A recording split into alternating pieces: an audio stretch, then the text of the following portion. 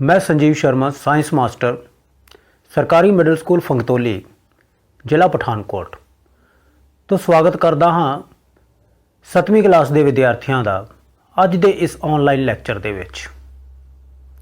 विद्यार्थियों अज का लैक्चर साडा संबंधित है विज्ञान की पाठ पुस्तक के अध्याय 5 के नाल अते इसका नाम है तेजाब खार अते लूण। तो चलो आओ शुरू करते हाँ अज का लैक्चर।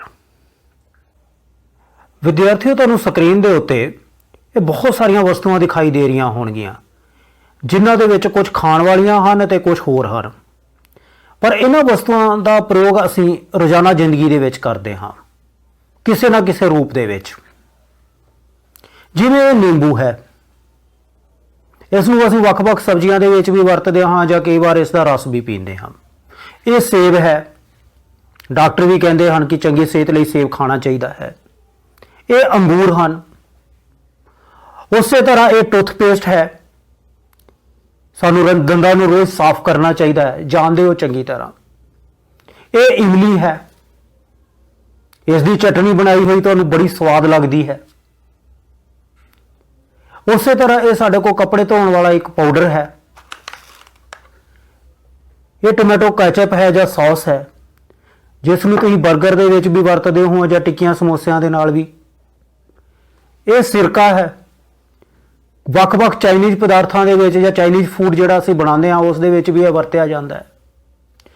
विद्यार्थियों जे कपड़े साफ सुथरे पाने होण तां तुहाडे माता जी जां कई बार शायद तुसीं भी कपड़े धोंदे हो, वो किहदे नाल धोंदे हो? रोज़मर्रा की चीज़ इत्थे भी पई हुई है, वो बिल्कुल ठीक कपड़े धोने वाला साबण, इसनूं असीं रोज़ वरतदे हां।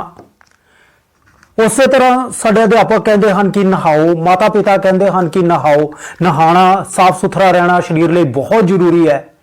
तो वो फिर सलाह देंदे हैं, कई बार तुसीं इहनूं वरतदे भी नहीं है। की है?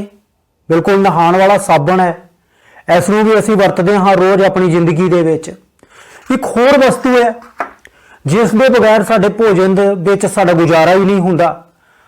कई लोगों को बहुत ज़्यादा खाण की आदत होंदी है, उसनूं डॉक्टर मना भी करते हैं कि इस वस्तु की जिहड़ा वरतों है वो जरूरत तो वध नहीं की जानी चाहिए है। वो है नमक। इस खाण वाले नमक नूं असीं रोज़ाना अपनी जिंदगी दे विच वरतते रहंदे हैं।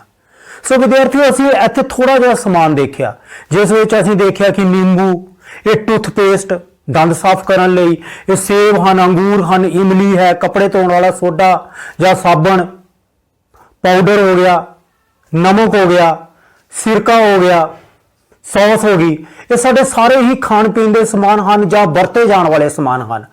हुण विद्यार्थियों असीं इन्हां दे स्वाद बारे गल करांगे कि इन्हां दा स्वाद किद्दां दा हुंदा है। सो सब तो पहला असीं विद्यार्थियों गल करने आ कि नींबू के स्वाद बारे। ये सारिਆਂ ਨੂੰ पता है कि खट्टा हुंदा है। होर किहड़े ऐसा पदार्थ है जिहड़ा असीं रोज़ाना अपने जीवन दे विच वरतदे हां ते खट्टा हुंदा है, इसकी प्रजाति नाल जुड़िया होया ही? दसो विद्यार्थियों। बिल्कुल ठीक सोच रहे हो, संतरा, किन्नू भी हुंदा है। एक होर है जिसनूं तुसीं अपने परांठियां नाल खांदे हो रोज़, उसका स्वाद भी खट्टा हुंदा है। किहड़ा पदार्थ है भला? बिल्कुल ठीक सोच रहे हो, दही है वो पदार्थ। दही का स्वाद भी खट्टा हुंदा है। ये अंगूर है, कई बार अंगूर भी खट्टे हुंदे हन। ये सेब है, सेब का स्वाद मिठा भी हुंदा है, खट्टा भी हुंदा है। इमली एक ऐसी वस्तु है, ऐसा पदार्थ है जिसका नाम सुनते सारी तुहाडी जीभ दे विच पानी आना शुरू हो गया होएगा, तुहाडे भी आना शुरू हो गया। क्यों?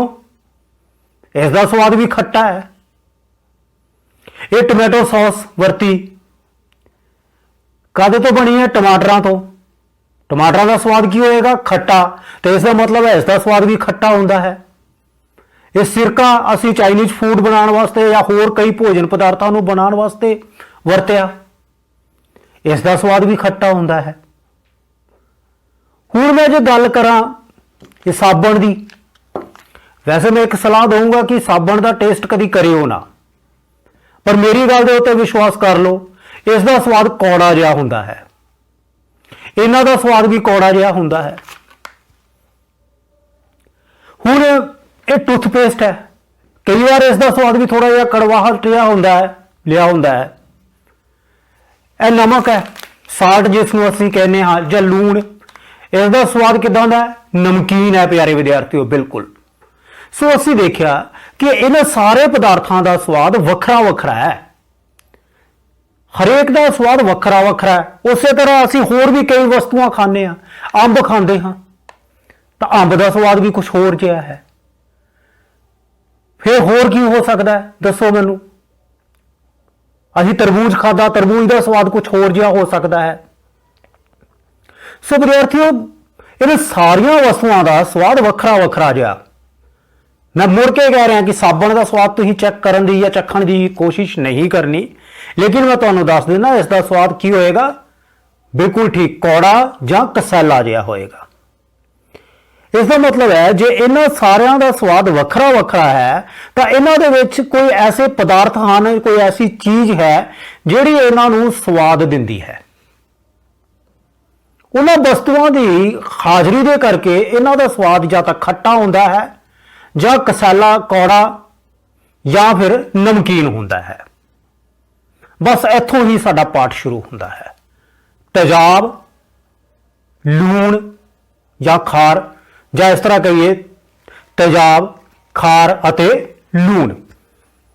ਜ਼ਿਆਦਾਤਰ ਵਸਤੂਆਂ ਦਾ ਸਵਾਦ ਖੱਟਾ ਤੇਜ਼ਾਬ ਦੇ ਕਾਰਨ ਹੁੰਦਾ ਹੈ।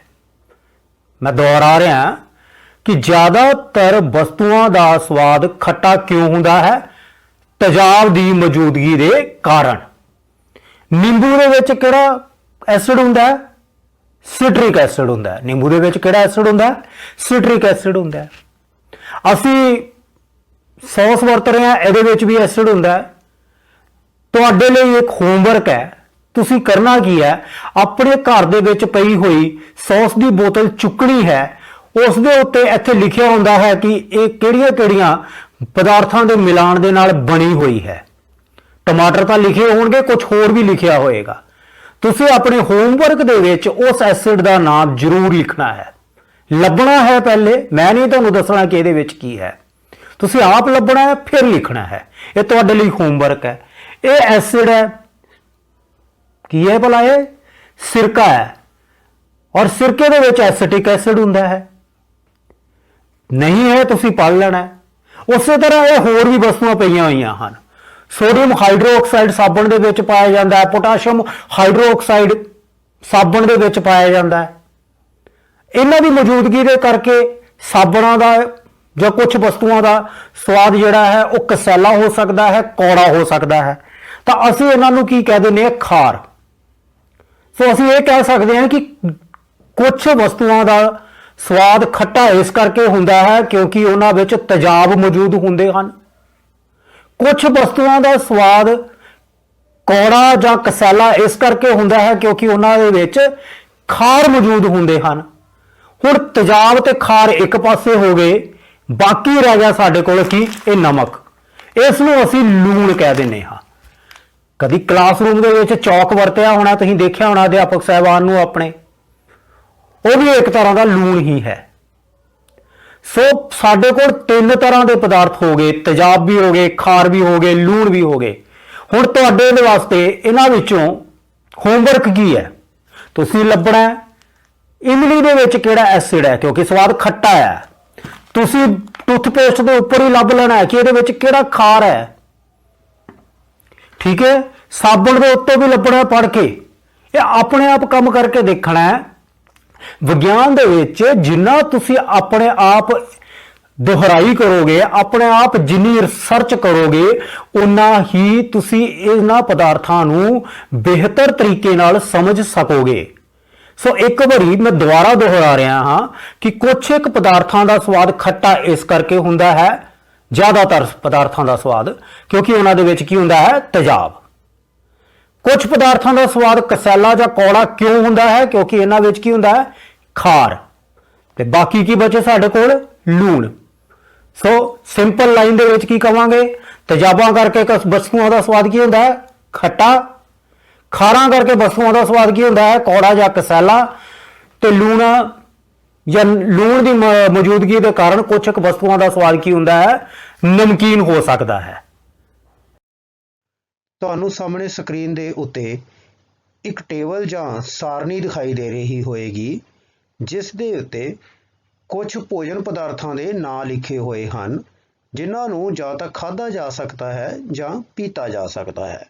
ਤੁਸੀਂ ਕਰਨਾ ਕੀ ਹੈ ਕਿ ਆਪਣੀ ਨੋਟਬੁੱਕ ਦੇ ਉੱਤੇ ਇਹ ਸਾਰਣੀ ਬਣਾਉਣੀ ਹੈ ਅਤੇ ਜਿਵੇਂ ਜਿਵੇਂ ਮੈਂ ਇਹ ਸਾਰੇ ਭੋਜਨ ਪਦਾਰਥਾਂ ਦਾ ਨਾਂ ਬੋਲਾਂਗਾ, ਤੁਸੀਂ ਉਹ ਆਪਣੀ ਕਾਪੀ ਦੇ ਉੱਤੇ ਨੋਟ ਕਰਨੇ ਹਨ ਅਤੇ ਉਹਨਾਂ ਦੇ ਸਵਾਦਾਂ ਬਾਰੇ ਲਿਖਣਾ ਹੈ ਕਿ ਉਹ ਖੱਟੇ ਹਨ, ਕੌੜੇ ਹਨ ਜਾਂ ਉਹਨਾਂ ਦਾ ਸਵਾਦ ਕੋਈ ਹੋਰ ਹੈ। ਤੁਹਾਡੀ ਸਹੂਲੀਅਤ ਦੇ ਲਈ ਇਹ ਮੈਂ ਸਾਰੇ ਨਾਂ ਥੋੜਾ ਹੌਲੀ ਹੌਲੀ ਬੋਲਾਂਗਾ ਤਾਂ ਕਿ ਤੁਸੀਂ ਲਿਖ ਸਕੋ। ਸਭ ਤੋਂ ਪਹਿਲਾ ਭੋਜਨ ਪਦਾਰਥ ਹੈ ਨਿੰਬੂ ਦਾ ਰਸ। ਨਿੰਬੂ ਦੇ ਰਸ ਦਾ ਸਵਾਦ ਕਿਹੋ ਜਿਹਾ ਹੁੰਦਾ ਹੈ? ਦੂਸਰਾ ਭੋਜਨ ਪਦਾਰਥ ਹੈ ਸੰਤਰੇ ਦਾ ਰਸ। ਦੂਸਰਾ ਭੋਜਨ ਪਦਾਰਥ ਕਿਹੜਾ? ਸੰਤਰੇ ਦਾ ਰਸ। ਅਗਲਾ ਭੋਜਨ ਪਦਾਰਥ ਆ ਗਿਆ ਸਾਡੇ ਕੋਲ ਸਿਰਕਾ। ਸਿਰਕਾ ਕਈ ਤਰ੍ਹਾਂ ਭੋਜਨ ਬਣਾਉਣ ਦੇ ਵਿੱਚ ਵੀ ਕੰਮ ਆਉਂਦਾ ਹੈ, ਜਿਵੇਂ ਅਚਾਰ ਵਗੈਰਾ ਦੇ ਵਿੱਚ ਵੀ। ਕਿਹੜਾ ਭੋਜਨ ਪਦਾਰਥ ਸੀਗਾ? ਸਿਰਕਾ। ਸਿਰਕੇ ਦਾ ਸਵਾਦ ਲਿਖਣਾ ਹੈ ਤੁਸੀਂ। ਫਿਰ ਵਿਦਿਆਰਥੀਓ, ਉਸ ਤੋਂ ਬਾਅਦ ਅਗਲਾ ਭੋਜਨ ਪਦਾਰਥ ਹੈ ਦਹੀਂ। ਕਿਹੜਾ ਹੈ? ਦਹੀਂ।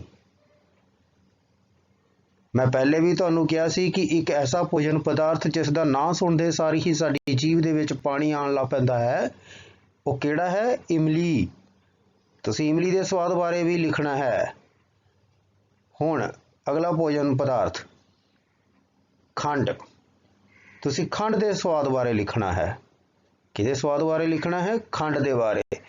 ਖੰਡ ਮਿਠਾਈਆਂ 'ਚ ਵੀ ਵਰਤੀ ਜਾਂਦੀ ਹੈ, ਚਾਹ ਦੇ ਵਿੱਚ ਵੀ ਵਰਤੀ ਜਾਂਦੀ ਹੈ। ਇੱਕ ਹੋਰ ਭੋਜਨ ਪਦਾਰਥ, ਇੱਕ ਐਸਾ ਪਦਾਰਥ ਜਿਸ ਦੇ ਬਗੈਰ ਭੋਜਨ ਦਾ ਗੁਜ਼ਾਰਾ ਹੀ ਨਹੀਂ ਹੈ ਤੇ ਨਾ ਹੀ ਸਾਡਾ, ਉਹ ਹੈ ਲੂਣ। ਕਿਹੜਾ ਹੈ? ਲੂਣ। ਹੁਣ ਇੱਕ ਐਸਾ ਭੋਜਨ ਪਦਾਰਥ ਹੈ, ਐਸਾ ਫਲ ਹੈ ਜਿਸ ਦੇ ਸਿਹਤ ਦੇ ਪੱਖੋਂ ਅਗਰ ਦੇਖਿਆ ਜਾਵੇ ਤਾਂ ਬਹੁਤ ਸਾਰੇ ਫਾਇਦੇ ਹਨ ਅਤੇ ਉਹ ਹੈ ਆਂਵਲਾ। ਕੀ ਹੈ? ਆਂਵਲਾ। ਤੁਸੀਂ ਆਂਵਲੇ ਦਾ ਸਵਾਦ ਲਿਖਣਾ ਹੈ। ਮਿੱਠਾ ਸੋਡਾ ਕਈ ਮਿਠਾਈਆਂ ਦੇ ਵਿੱਚ ਜਾਂ ਸਮੋਸੇ ਵਗੈਰਾ ਦੇ ਬਣਾਉਣ ਦੇ ਵਿੱਚ ਵੀ ਕੰਮ ਆਉਂਦਾ ਹੈ। ਮਿੱਠਾ ਸੋਡਾ। ਜੇ ਕੋਈ ਬਿਮਾਰ ਪਵੇ ਤਾਂ ਉਹਨਾਂ ਨੂੰ ਕਹਿੰਦੇ ਹਨ ਕਿ ਇਸ ਨੂੰ ਅੰਗੂਰ ਦਿਓ। ਸੋ ਵਿਦਿਆਰਥੀਓ, ਤੁਸੀਂ ਕਿਹਦਾ ਸਵਾਦ ਲਿਖਣਾ ਹੈ? ਅੰਗੂਰਾਂ ਦਾ। ਕਿਹਦਾ ਸਵਾਦ? ਅੰਗੂਰਾਂ ਦਾ। ਜਿਵੇਂ ਇਮਲੀ ਦੇ ਨਾਲ ਮੂੰਹ ਦੇ ਵਿੱਚ ਪਾਣੀ ਆਉਂਦਾ ਸੀ, ਉਸੇ ਤਰ੍ਹਾਂ ਇੱਕ ਹੋਰ ਫਲ ਹੈ, ਜਦੋਂ ਕੱਚਾ ਹੋਵੇ ਤਾਂ ਤੁਸੀਂ ਬੜਾ ਖਾਂਦੇ ਹੋ ਉਸ ਨੂੰ, ਪੱਕਣ ਤੇ ਤਾਂ ਬਹੁਤ ਹੀ ਸਵਾਦ ਲੱਗਦਾ ਹੈ, ਪਰ ਕੱਚਾ ਵੀ ਬੜਾ ਸਵਾਦ ਲੱਗਦਾ ਹੈ। ਉਹ ਹੈ ਕੱਚਾ ਅੰਬ। ਕੱਚਾ ਅੰਬ। ਸੋ ਵਿਦਿਆਰਥੀਓ, ਮੈਨੂੰ ਆਸ ਹੈ ਕਿ ਤੁਸੀਂ ਇਹ ਸਾਰੀ ਹੀ ਸਾਰਣੀ ਬਣਾ ਵੀ ਲਈ ਹੋਏਗੀ ਅਤੇ ਇਹ ਭੋਜਨ ਪਦਾਰਥਾਂ ਦੇ ਨਾਂ ਲਿਖ ਵੀ ਲਏ ਹੋਣਗੇ। ਇੱਕ ਵਾਰੀ ਮੈਂ ਫਿਰ ਦੁਹਰਾ ਦੇਣਾ ਹਾਂ। ਨਿੰਬੂ ਦਾ ਰਸ, ਸੰਤਰੇ ਦਾ ਰਸ, ਸਿਰਕਾ, ਦਹੀਂ, ਇਮਲੀ, ਖੰਡ, ਲੂਣ, ਆਂਵਲਾ, ਮਿੱਠਾ ਸੋਡਾ, ਅੰਗੂਰ ਅਤੇ ਕੱਚੇ ਅੰਬ। ਵਿਦਿਆਰਥੀਓ, ਤੁਸੀਂ ਇਹਨਾਂ ਦੇ ਸਵਾਦਾਂ ਬਾਰੇ ਲਿਖਣਾ ਹੈ। ਫਿਰ ਅਸੀਂ ਵੇਖਾਂਗੇ ਕਿ ਇਹ ਠੀਕ ਹਨ ਜਾਂ ਗਲਤ ਹਨ।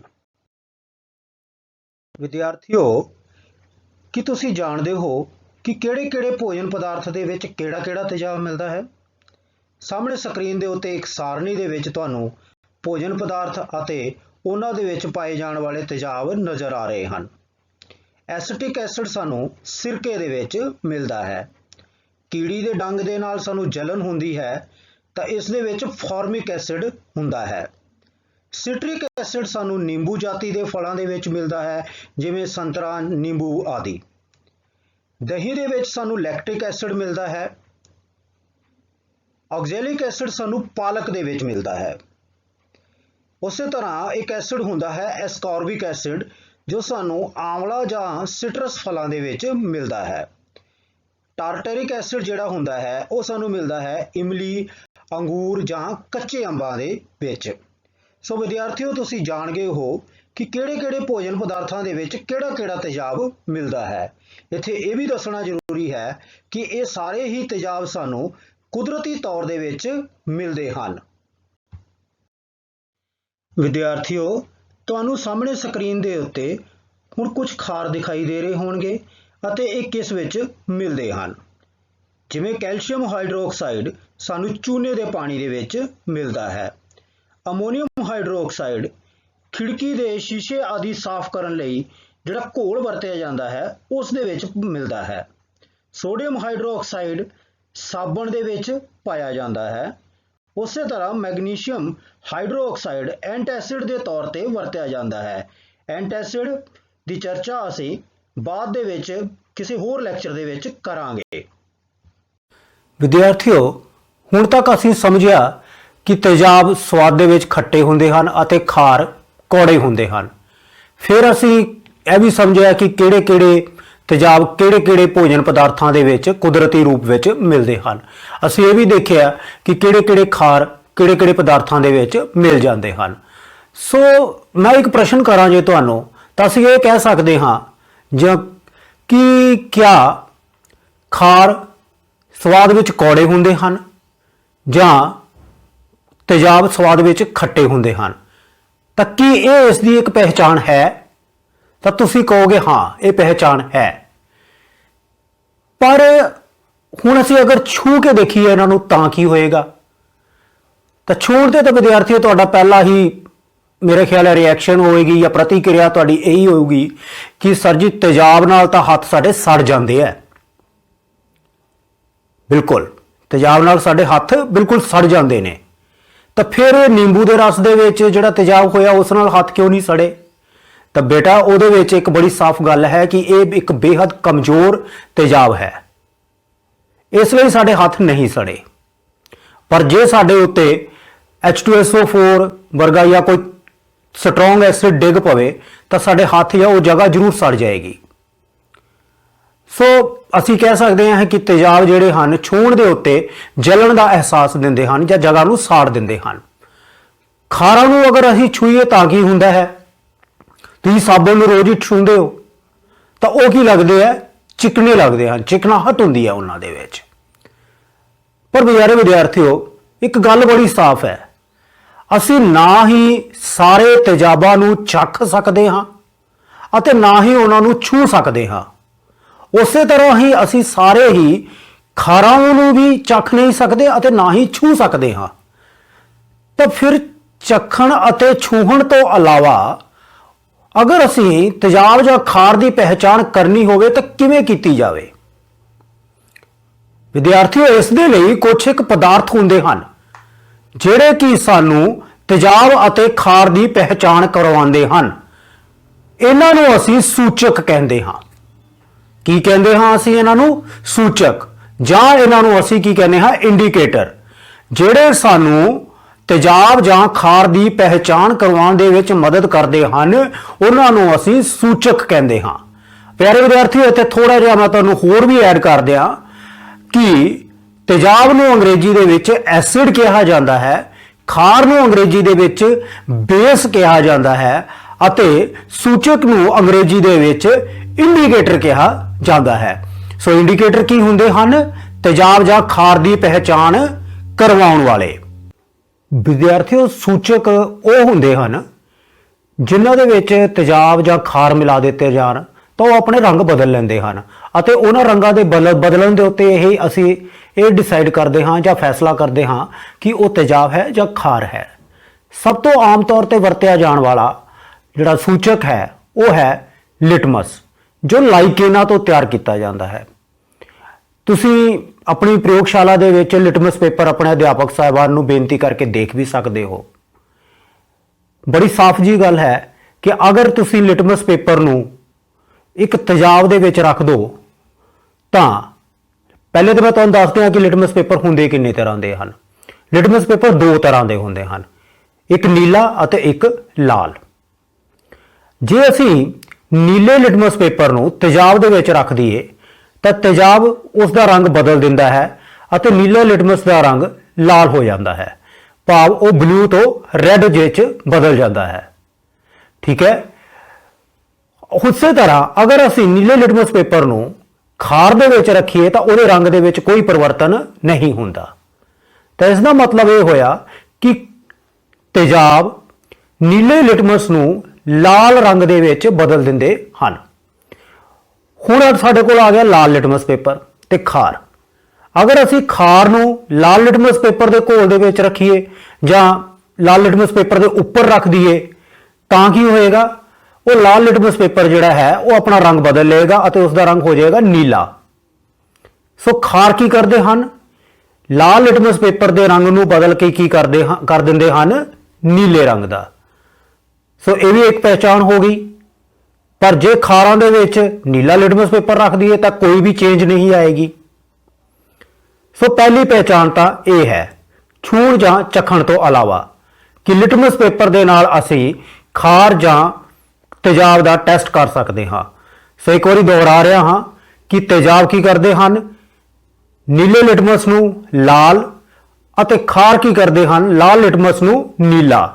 ਤੁਸੀਂ ਜਦੋਂ ਵੀ ਆਪਣੀ ਪ੍ਰਯੋਗਸ਼ਾਲਾ ਵਿੱਚ ਜਾਣਾ ਹੈ ਆਪਣੇ ਅਧਿਆਪਕ ਸਾਹਿਬਾਨ ਨਾਲ ਮਿਲ ਕੇ ਇਹ ਪ੍ਰਯੋਗ ਜ਼ਰੂਰ ਕਰਨਾ ਹੈ। ਇਹ ਛੋਟੀ ਜਿਹੀ ਕਿਰਿਆ ਹੈ ਜਿਸ ਦੇ ਵਿੱਚ ਅਸੀਂ ਨਿੰਬੂ ਦਾ ਰਸ ਇੱਕ ਕਟੋਰੀ ਦੇ ਵਿੱਚ ਲੈਂਦੇ ਹਾਂ ਅਤੇ ਦੋਨੋਂ ਤਰ੍ਹਾਂ ਦੇ ਲਿਟਮਸ ਪੇਪਰਸ ਨੂੰ ਉਸ ਵਿੱਚ ਡੁਬੋਉਂਦੇ ਹਾਂ ਤੇ ਦੇਖਦੇ ਹਾਂ ਕਿ ਰੰਗ ਬਦਲਿਆ ਕਿ ਨਹੀਂ। ਜੇ ਨੀਲਾ ਲਿਟਮਸ ਲਾਲ ਹੋ ਜਾਂਦਾ ਹੈ ਤਾਂ ਉਹ ਤੇਜ਼ਾਬੀ ਘੋਲ ਹੈ। ਉਸੇ ਤਰ੍ਹਾਂ ਅਗਰ ਅਸੀਂ ਸਾਬਣ ਦੇ ਘੋਲ ਦੇ ਵਿੱਚ ਲਿਟਮਸ ਪੇਪਰ ਦੋਨੋਂ ਹੀ ਡੁਬੋਉਂਦੇ ਹਾਂ ਔਰ ਅਗਰ ਉਹਦੇ ਵਿੱਚ ਲਾਲ ਲਿਟਮਸ ਨੀਲਾ ਹੋ ਜਾਂਦਾ ਹੈ ਤਾਂ ਉਹ ਫਿਰ ਕੀ ਹੈ? ਖਾਰੀ ਘੋਲ ਹੈ। ਵਿਦਿਆਰਥੀਓ, ਇੱਕ ਹੋਰ ਹੈ, ਮੈਂ ਤੁਹਾਨੂੰ ਛੋਟੀ ਜਿਹੀ ਕਹਾਣੀ ਸੁਣਾਉਣਾ। ਇੱਕ ਵਾਰੀ ਮੈਂ ਖਾਣਾ ਖਾ ਰਿਹਾ ਸੀ, ਸਫੇਦ ਰੰਗ ਦੀ ਸ਼ਰਟ ਪਾਈ ਹੋਈ, ਤੇ ਮੇਰੀ ਕਮੀਜ਼ ਦੇ ਉੱਤੇ ਸਬਜ਼ੀ ਡਿੱਗ ਪਈ, ਉਸ ਨੂੰ ਦਾਗ ਲੱਗ ਗਿਆ। ਮੈਂ ਬੜੀ ਜਲਦੀ ਦੇ ਵਿੱਚ ਕੀ ਕੀਤਾ ਕਿ ਮੈਂ ਕਿਹਾ ਇਸ ਦਾ ਦਾਗ ਉਤਰ ਜਾਏ, ਇਸ ਲਈ ਮੈਂ ਕੀ ਕੀਤਾ, ਘਰ ਜਾਂਦਿਆਂ ਸਾਰ ਹੀ ਆਪਣੀ ਕਮੀਜ਼ ਨੂੰ ਸਾਬਣ ਦੇ ਨਾਲ ਧੋ ਦਿੱਤਾ। ਤੁਸੀਂ ਵੀ ਇਸ ਤਰ੍ਹਾਂ ਕਈ ਵਾਰੀ ਦੇਖਿਆ ਹੋਣਾ ਕਿ ਤੁਹਾਡੀ ਕਮੀਜ਼ ਦੇ ਉੱਤੇ ਦਾਗ ਲੱਗ ਗਿਆ ਸਬਜ਼ੀ ਖਾਂਦੇ ਦਾ ਔਰ ਤੁਹਾਡੀ ਮਾਤਾ ਜੀ ਨੇ ਉਹ ਕਮੀਜ਼ ਧੋ ਦਿੱਤੀ। ਸਾਬਣ ਨਾਲ ਉਹ ਦਾਗ ਤੇ ਉਤਰਿਆ ਨਹੀਂ ਪਰ ਉਸ ਦਾ ਰੰਗ ਫਰਕ ਪੈ ਗਿਆ, ਉਹ ਗੂੜੇ ਲਾਲ ਜਿਹਾ ਰੰਗ ਦਾ ਹੋ ਗਿਆ। ਉਹ ਐਸਾ ਕਿਉਂ ਹੁੰਦਾ ਹੈ? ਕਦੀ ਸੋਚਿਆ? ਮੈਂ ਵੀ ਬੜੀ ਸੋਚ ਦੇ ਵਿੱਚ ਡੁੱਬਿਆ ਰਿਹਾ। ਫਿਰ ਮੇਰੇ ਦਿਮਾਗ ਦੇ ਵਿੱਚ ਖਿਆਲ ਆਇਆ ਕਿ ਭਾਈ ਸਬਜ਼ੀ ਦੇ ਵਿੱਚ ਤੇ ਹਲਦੀ ਹੁੰਦੀ ਹੈ ਤੇ ਉਹ ਹਲਦੀ ਦਾ ਦਾਗ ਮੇਰੀ ਕਮੀਜ਼ ਦੇ ਉੱਤੇ ਪੈ ਗਿਆ। ਘਰ ਜਾ ਕੇ ਜਦੋਂ ਮੈਂ ਸਾਬਣ ਨਾਲ ਧੋਤਾ ਤੇ ਉਹ ਸਾਬਣ ਕੀ ਸੀਗਾ? ਖਾਰੀ ਸੁਭਾਅ ਦਾ। ਅਸੀਂ ਪਹਿਲੇ ਹੀ ਜਾਣ ਚੁੱਕੇ ਹਾਂ, ਖਾਰ ਹੈ ਉਹ। ਤੇ ਉਹਨੇ ਹਲਦੀ ਦੇ ਰੰਗ ਨੂੰ ਕੀ ਕਰ ਦਿੱਤਾ? ਬਦਲ ਦਿੱਤਾ। ਕੀ ਰੰਗ ਕਰ ਦਿੱਤਾ ਉਹਦਾ? ਲਾਲ ਜਿਹਾ। ਸੋ ਇਸ ਦਾ ਮਤਲਬ ਕੀ ਹੋਇਆ ਕਿ ਹਲਦੀ ਵੀ ਇੱਕ ਸੂਚਕ ਹੈ। ਅਸੀਂ ਪ੍ਰਯੋਗਸ਼ਾਲਾ ਦੇ ਵਿੱਚ ਹਲਦੀ ਨਾਲ ਵੀ ਸੂਚਕ ਦਾ ਪ੍ਰਯੋਗ ਕਰ ਸਕਦੇ ਹਾਂ। ਮੈਂ ਇੱਥੇ ਤੁਹਾਨੂੰ ਇਹ ਪ੍ਰਯੋਗ ਕਰਕੇ ਵੀ ਦਿਖਾਵਾਂਗਾ। ਇੱਕ ਹਲਦੀ ਵਾਲਾ ਪੇਪਰ ਵੀ ਅਸੀਂ ਤਿਆਰ ਕਰਾਂਗੇ ਤੇ ਫਿਰ ਦੇਖਾਂਗੇ ਕਿ ਉਸ ਦੇ ਵਿੱਚ ਸਾਬਣ ਦਾ ਘੋਲ ਮਿਲਾਉਣ ਦੇ ਨਾਲ ਕੋਈ ਰੰਗ ਦੇ ਵਿੱਚ ਪਰਿਵਰਤਨ ਆਉਂਦਾ ਹੈ ਕਿ ਨਹੀਂ ਆਉਂਦਾ ਹੈ। ਚਲੋ ਪ੍ਰਯੋਗ ਕਰਕੇ ਵੇਖਦੇ ਹਾਂ। ਵਿਦਿਆਰਥੀਓ, ਹੁਣ ਅਸੀਂ ਹਲਦੀ ਵਾਲਾ ਪੇਪਰ ਤਿਆਰ ਕਰਕੇ ਵੇਖਾਂਗੇ। ਇਸ ਦੇ ਲਈ ਜਿਹੜਾ ਸਮਾਨ ਜ਼ਰੂਰੀ ਹੈ ਉਹ ਹੈ ਫਿਲਟਰ ਪੇਪਰ। ਤੁਸੀਂ ਕੋਈ ਹੋਰ ਵੀ ਸਫੇਦ ਕਾਗਜ਼ ਲੈ ਸਕਦੇ ਹੋ ਪਰ ਫਿਲਟਰ ਪੇਪਰ ਜ਼ਿਆਦਾ ਵਧੀਆ ਕੰਮ ਕਰਦਾ ਹੈ। ਇਹ ਥੋੜੀ ਜਿਹੀ ਹਲਦੀ ਹੈ, ਇਹ ਥੋੜਾ ਜਿਹਾ ਪਾਣੀ ਹੈ ਅਤੇ ਇਹ ਕੀ ਹੈ? ਸਾਬਣ ਦਾ ਘੋਲ। ਮੈਂ ਕੀ ਕਰਾਂਗਾ, ਹਲਦੀ ਦੇ ਵਿੱਚ ਥੋੜਾ ਜਿਹਾ ਪਾਣੀ ਪਾ ਲਾਂਗਾ ਅਤੇ ਇਸ ਦਾ ਪੇਸਟ ਤਿਆਰ ਕਰਾਂਗਾ।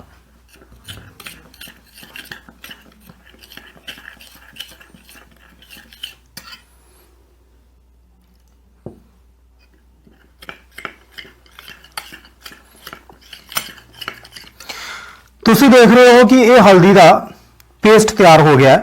ਹੁਣ ਮੈਂ ਇੱਕ ਬ੍ਰਸ਼ ਦੇ ਨਾਲ ਇਸ ਨੂੰ ਇਸ ਕਾਗਜ਼ ਦੇ ਉੱਤੇ ਲਗਾ ਦੇਣਾ ਹੈ ਜਾਂ ਫਿਲਟਰ ਪੇਪਰ ਦੇ ਉੱਤੇ ਲਗਾ ਦਾਂਗਾ।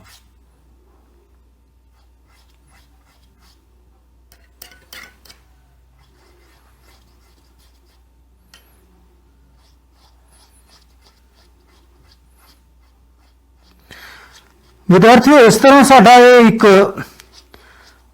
ਹਲਦੀ ਵਾਲਾ ਸੂਚਕ ਜਾਂ ਹਲਦੀ ਦਾ ਪੇਪਰ ਤਿਆਰ ਹੋ ਜਾਏਗਾ। ਅਸੀਂ ਇਸ ਨੂੰ ਸੁੱਕਣ ਵਾਸਤੇ ਵੀ ਰੱਖ ਸਕਦੇ ਹਾਂ, ਛੋਟੀਆਂ ਛੋਟੀਆਂ ਬਾਅਦ ਦੇ ਵਿੱਚ ਇਹਦੀਆਂ ਕਤਰਾਨਾਂ ਵੀ ਕੱਟ ਸਕਦੇ ਹਾਂ। ਪਰ ਜੇ ਅਸੀਂ ਇਸ ਦਾ ਪ੍ਰਯੋਗ ਕਰਨਾ ਹੋਵੇ ਤਾਂ ਗਿੱਲੇ ਦੇ ਉੱਤੇ ਵੀ ਇਸ ਦਾ ਪ੍ਰਯੋਗ ਕੀਤਾ ਜਾ ਸਕਦਾ ਹੈ। ਚਲੋ ਅਸੀਂ ਕਰਕੇ ਦੇਖਦੇ ਹਾਂ। ਥੋੜਾ ਜਿਹਾ ਸਾਬਣ ਦਾ ਘੋਲ ਇਸ ਹਲਦੀ ਵਾਲੇ ਪੇਪਰ ਦੇ ਉੱਤੇ ਲਗਾ ਕੇ ਦੇਖਦੇ ਹਾਂ। ਇਹ ਦੇਖੋ, ਇਸ ਨੇ ਰੰਗ ਬਦਲ ਲਿਆ ਹੈ। ਇਹ ਗੂੜੇ ਲਾਲ ਜਿਹੇ ਜਾਂ ਭੂਰੇ ਰੰਗ ਦਾ ਹੋ ਗਿਆ ਹੈ, ਜੋ ਕਿ ਤੁਹਾਡੀ ਕਮੀਜ਼ ਦੇ ਨਾਲ ਵੀ ਇਸੇ ਤਰ੍ਹਾਂ ਹੀ ਹੋਇਆ ਸੀ। ਸੋ ਤੁਹਾਨੂੰ ਪਤਾ ਲੱਗ ਗਿਆ ਕਿ ਹਲਦੀ ਖਾਰਾਂ ਨੂੰ ਪਛਾਣਨ ਵਾਲਾ ਇੱਕ ਸੂਚਕ ਹੈ। ਜੇ ਮੈਂ ਇਸ ਦੇ ਉੱਤੇ ਮੰਨ ਲਓ ਕਿ ਐਸਿਡ ਵਾਲਾ ਘੋਲ ਲਾਵਾਂ ਜਾਂ ਨਿੰਬੂ ਦਾ ਘੋਲ ਲਗਾਵਾਂ ਤਾਂ ਤੁਸੀਂ ਦੇਖੋਗੇ ਕੋਈ ਇਸ ਦਾ ਰੰਗ ਫਰਕ ਨਹੀਂ ਪੈ ਰਿਹਾ। ਇਹ ਦੇਖੋ, ਖਾਰ ਲਗਾਉਣ ਤੇ ਜਾਂ ਸਾਬਣ ਵਾਲਾ ਘੋਲ ਲਗਾਉਣ ਤੇ ਰੰਗ ਫਰਕ ਪੈ ਗਿਆ, ਪਰ ਨਿੰਬੂ ਵਾਲਾ ਘੋਲ ਲਗਾਉਣ ਤੇ ਇਸ ਦੇ ਉੱਤੇ ਕੋਈ ਫਰਕ ਨਹੀਂ ਪਿਆ। ਇਸ ਦਾ ਮਤਲਬ ਹੈ ਕਿ ਹਲਦੀ ਸਾਨੂੰ ਕਿਹਦੀ ਸੂਚਨਾ ਦਿੰਦੀ ਹੈ? ਖਾਰਾਂ ਦੇ ਸੰਬੰਧ ਦੇ ਵਿੱਚ ਗੂੜੇ ਭੂਰੇ ਲਾਲ ਰੰਗ ਦਾ ਧੱਬਾ ਜਿਹਾ ਬਣ ਗਿਆ ਹੈ। ਸੋ ਹਲਦੀ ਵੀ ਇੱਕ ਕੁਦਰਤੀ ਸੂਚਕ ਦੇ ਰੂਪ ਦੇ ਵਿੱਚ ਵਰਤੀ ਜਾ ਸਕਦੀ ਹੈ। ਵਿਦਿਆਰਥੀਓ, ਤੁਸੀਂ ਇਹ ਪ੍ਰਯੋਗ ਆਪਣੇ ਘਰ ਦੇ ਵਿੱਚ ਵੀ ਕਰਨਾ ਹੈ। ਬਹੁਤ ਹੀ ਆਸਾਨ ਹੈ। ਤੁਹਾਨੂੰ ਦੱਸਤਾ ਕਿ ਅਗਰ ਫਿਲਟਰ ਪੇਪਰ ਨਹੀਂ ਹੈ ਤਾਂ ਤੁਸੀਂ ਕਿਹੜਾ ਵਰਤਣਾ ਹੈ, ਕੋਈ ਵੀ ਸਾਦਾ ਸਫੇਦ ਕਾਗਜ਼। ਪਰ ਚਲੋ ਇਸ ਪ੍ਰਯੋਗ ਨੂੰ ਵੈਸੇ ਹੀ ਕਰਕੇ ਦੇਖੀਏ ਕਿ ਇਸ ਦੇ ਵਿੱਚ ਕੀ ਸੀਗਾ, ਹਲਦੀ ਦਾ ਘੋਲ, ਇਹਦੇ ਵਿੱਚ ਕੀ ਸੀਗਾ, ਸਾਬਣ ਵਾਲਾ ਘੋਲ। ਅਸੀਂ ਮਿਲਾ ਦਿੰਨੇ ਆ ਇਸ ਨੂੰ। ਤੁਸੀਂ ਇਸ ਤਰ੍ਹਾਂ ਹੀ ਮਿਲਾ ਕੇ ਦੇਖ ਲਿਓ ਇਸ ਨੂੰ। ਇਹ ਦੇਖੋ, ਰੰਗ ਬਦਲ ਲਿਆ ਨਾ ਇਸ ਨੇ। ਸਾਨੂੰ ਤਾਂ ਪੇਪਰ ਦੀ ਜ਼ਰੂਰਤ ਵੀ ਨਹੀਂ ਹੈ। ਹਲਦੀ ਖਾਰ ਦਾ ਰੰਗ ਬਦਲ ਦਿੰਦੀ ਹੈ। ਸੋ ਵਿਦਿਆਰਥੀਓ, ਇਹ ਸੀ ਅੱਜ ਦਾ ਲੈਕਚਰ, ਜਿਸ ਦੇ ਵਿੱਚ ਅਸੀਂ ਸਿੱਖਿਆ ਕਿ ਤੇਜ਼ਾਬ ਸਵਾਦ ਵਿੱਚ ਖੱਟੇ ਹੁੰਦੇ ਹਨ। ਅਸੀਂ ਸਿੱਖਿਆ ਕਿ ਖਾਰ ਸਵਾਦ ਦੇ ਵਿੱਚ ਕੌੜੇ ਹੁੰਦੇ ਹਨ। ਇਹਨਾਂ ਕਰਕੇ ਹੀ ਭੋਜਨ ਪਦਾਰਥਾਂ ਦਾ ਸਵਾਦ ਵੀ ਖੱਟਾ ਜਾਂ ਕੌੜਾ ਹੋ ਸਕਦਾ ਹੈ। ਫਿਰ ਅਸੀਂ ਇਹ ਵੀ ਸਿੱਖਿਆ ਕਿ ਤੇਜ਼ਾਬ ਛੂਹਣ ਦੇ ਵਿੱਚ ਸੜਨ ਦਾ ਜਾਂ ਜਲਣ ਦਾ ਅਹਿਸਾਸ ਦਿੰਦੇ ਹਨ। ਉਸੇ ਤਰ੍ਹਾਂ ਖਾਰ ਜਿਹੜੇ ਹਨ ਛੂਹਣ ਦੇ ਵਿੱਚ ਚਿਕਨਾਹਟ ਭਰੇ ਹੁੰਦੇ ਹਨ। ਅਸੀਂ ਇਹ ਵੀ ਸਿੱਖਿਆ ਕਿ ਖਾਰ ਅਤੇ ਤੇਜ਼ਾਬ ਦੀ ਪਹਿਚਾਣ ਦੇ ਲਈ ਕੁਝ ਇੱਕ ਸੂਚਕ ਹੁੰਦੇ ਹਨ, ਜਿਵੇਂ ਲਿਟਮਸ ਪੇਪਰ ਤੇ ਹਲਦੀ ਦਾ ਪੇਪਰ। ਤੇਜ਼ਾਬ ਲਿਟਮਸ ਪੇਪਰ ਦੇ ਵਿੱਚ ਜਾਂ ਤੇਜ਼ਾਬ ਨੀਲੇ ਲਿਟਮਸ ਨੂੰ ਕੀ ਕਰ ਦਿੰਦਾ ਹੈ, ਲਾਲ ਕਰ ਦਿੰਦਾ ਹੈ। ਅਸੀਂ ਇਹ ਵੀ ਸਿੱਖਿਆ ਕਿ ਖਾਰ ਜਿਹੜਾ ਹੈ ਉਹ ਲਾਲ ਲਿਟਮਸ ਨੂੰ ਨੀਲਾ ਕਰ ਦਿੰਦਾ ਹੈ। ਇਸ ਤਰ੍ਹਾਂ ਅਸੀਂ ਤੇਜ਼ਾਬਾਂ ਅਤੇ ਖਾਰਾਂ ਦੇ ਬਾਰੇ ਜਾਣਕਾਰੀ ਲਈ। ਅਸੀਂ ਇਹ ਵੀ ਜਾਣਕਾਰੀ ਲਈ ਕਿ ਕਿਹੜੇ-ਕਿਹੜੇ ਭੋਜਨ ਪਦਾਰਥਾਂ ਦੇ ਵਿੱਚ ਕਿਹੜੇ-ਕਿਹੜੇ ਤੇਜ਼ਾਬ ਕੁਦਰਤੀ ਤੌਰ ਤੇ ਪਾਏ ਜਾਂਦੇ ਹਨ। ਤੇ ਚਲੋ ਹੁਣ ਟਾਈਮ ਹੈ ਕਿ ਅਸੀਂ ਅੱਜ ਦੇ ਪਾਠ ਦੇ ਉੱਤੇ ਜਾਂ ਅੱਜ ਦੇ ਲੈਕਚਰ ਦੇ ਉੱਤੇ ਆਧਾਰਿਤ ਕੁਝ ਪ੍ਰਸ਼ਨਾਂ ਦੇ ਉੱਤਰ ਦੇਈਏ। ਮੈਂ ਤੁਹਾਡੇ ਕੋਲੋਂ ਥੋੜੇ ਜਿਹੇ ਪ੍ਰਸ਼ਨ ਪੁੱਛਾਂਗਾ, ਤੁਸੀਂ ਉਹਨਾਂ ਦੇ ਉੱਤਰ ਦੇਣੇ ਹਨ। ਜਿਵੇਂ ਸਭ ਤੋਂ ਪਹਿਲਾ ਪ੍ਰਸ਼ਨ ਹੈ ਕਿ ਤੇਜ਼ਾਬਾਂ ਦਾ ਸਵਾਦ ਕਿਹੋ ਜਿਹਾ ਹੁੰਦਾ ਹੈ? ਬੇਟਾ, ਤੁਸੀਂ ਇਹਨਾਂ ਨੂੰ ਆਪਣੀ ਕਾਪੀ ਦੇ ਉੱਤੇ ਵੀ ਲਿਖਣਾ ਹੈ, ਆਪਣੇ ਅਧਿਆਪਕ ਸਾਹਿਬਾਨ ਕੋਲੋਂ ਚੈੱਕ ਵੀ ਕਰਵਾਉਣਾ ਹੈ। ਪਹਿਲਾ ਪ੍ਰਸ਼ਨ ਕੀ ਹੈ ਕਿ ਤੇਜ਼ਾਬਾਂ ਦਾ ਸਵਾਦ ਕਿਹੋ ਜਿਹਾ ਹੁੰਦਾ ਹੈ। ਦੂਸਰਾ ਪ੍ਰਸ਼ਨ ਹੈ ਮੇਰਾ ਕਿ ਖਾਰਾਂ ਦਾ ਸਵਾਦ ਕਿਹੋ ਜਿਹਾ ਹੁੰਦਾ ਹੈ। ਖਾਰਾਂ ਦਾ ਸਵਾਦ ਕਿਹੋ ਜਿਹਾ ਹੁੰਦਾ ਹੈ। ਤੀਸਰਾ ਪ੍ਰਸ਼ਨ ਹੈ ਕਿ ਸੂਚਕ ਕੀ ਹੁੰਦੇ ਹਨ। ਸੂਚਕ ਕੀ ਹੁੰਦੇ ਹਨ, ਜਾਂ ਇਦਾਂ ਕਹੀਏ ਕਿ ਇੰਡੀਕੇਟਰਸ ਕੀ ਹੁੰਦੇ ਹਨ। ਸਭ ਤੋਂ ਵੱਧ ਵਰਤੇ ਜਾਣ ਵਾਲੇ ਸੂਚਕ ਦਾ ਨਾਂ ਲਿਖੋ। ਸਭ ਤੋਂ ਵੱਧ ਵਰਤੇ ਜਾਣ ਵਾਲੇ ਸੂਚਕ ਦਾ ਨਾਂ ਲਿਖੋ। ਵਿਦਿਆਰਥੀਓ, ਇੱਕ ਪ੍ਰਸ਼ਨ ਮੇਰਾ ਹੋਰ ਹੈ ਤੁਹਾਨੂੰ ਕਿ ਜੇ ਮੈਂ ਨਿੰਬੂ ਦੇ ਰਸ ਨੂੰ ਨੀਲੇ ਲਿਟਮਸ ਪੇਪਰ ਦੇ ਉੱਤੇ ਪਾਵਾਂ ਤਾਂ ਕੀ ਹੋਵੇਗਾ? ਵਿਦਿਆਰਥੀਓ, ਮੇਰਾ ਪ੍ਰਸ਼ਨ ਕੀ ਹੈ ਕਿ ਜੇ ਮੈਂ ਨਿੰਬੂ ਦੇ ਰਸ ਨੂੰ ਨੀਲੇ ਲਿਟਮਸ ਪੇਪਰ ਦੇ ਉੱਤੇ ਪਾਵਾਂ ਤਾਂ ਕੀ ਹੋਵੇਗਾ? ਇੱਕ ਪ੍ਰਸ਼ਨ ਮੇਰਾ ਹੋਰ ਹੈ ਤੁਹਾਨੂੰ ਕਿ ਕੀੜੀ ਦੇ ਡੰਗ ਦੇ ਵਿੱਚ ਕਿਹੜਾ ਤੇਜ਼ਾਬ ਪਾਇਆ ਜਾਂਦਾ ਹੈ? ਇੱਕ ਪ੍ਰਸ਼ਨ ਹੋਰ, ਉਹ ਪ੍ਰਸ਼ਨ ਹੈ ਕਿ ਸਾਬਣ ਦੇ ਵਿੱਚ ਕਿਹੜਾ ਖਾਰ ਹੁੰਦਾ ਹੈ? ਸਾਬਣ ਦੇ ਵਿੱਚ ਕਿਹੜਾ ਖਾਰ ਹੁੰਦਾ ਹੈ? ਸੋ ਮੈਨੂੰ ਆਸ ਹੈ ਵਿਦਿਆਰਥੀਓ ਕਿ ਤੁਸੀਂ ਇਹ ਪ੍ਰਸ਼ਨ ਲਿਖ ਲਏ ਹੋਵੋਗੇ ਔਰ ਇਹਨਾਂ ਦੇ ਉੱਤਰ ਵੀ ਤੁਸੀਂ ਬੜੇ ਧਿਆਨ ਨਾਲ ਲਿਖਣੇ ਹਨ। ਆਪਣੇ ਅਧਿਆਪਕ ਸਾਹਿਬਾਨ ਕੋਲੋਂ ਇਹਨਾਂ ਨੂੰ ਚੈੱਕ ਵੀ ਕਰਵਾਉਣਾ ਹੈ ਤਾਂ ਕਿ ਤੁਹਾਨੂੰ ਆਪਣੀਆਂ ਗਲਤੀਆਂ ਦਾ ਅਹਿਸਾਸ ਹੋ ਸਕੇ, ਉਹਨਾਂ ਦੇ ਬਾਰੇ ਪਤਾ ਲੱਗ ਸਕੇ। ਸੋ ਇਸੇ ਦੇ ਉੱਤੇ ਮੈਂ ਆਸ ਕਰਦਾ ਹਾਂ ਕਿ ਤੁਸੀਂ ਅੱਜ ਇਸ ਲੈਕਚਰ ਨੂੰ ਬੜੇ ਧਿਆਨ ਨਾਲ ਸੁਣਿਆ ਹੋਵੇਗਾ। ਜੋ ਕੁਝ ਵੀ ਤੇਜ਼ਾਬਾਂ ਤੇ ਖਾਰਾਂ ਜਾਂ ਲੂਣਾਂ ਬਾਰੇ ਤੁਹਾਨੂੰ ਜਾਣਕਾਰੀ ਮਿਲਣੀ ਚਾਹੀਦੀ ਸੀ ਉਹ ਤੁਹਾਨੂੰ ਪ੍ਰਾਪਤ ਹੋ ਗਈ ਹੋਵੇਗੀ। ਸੋ ਧੰਨਵਾਦ।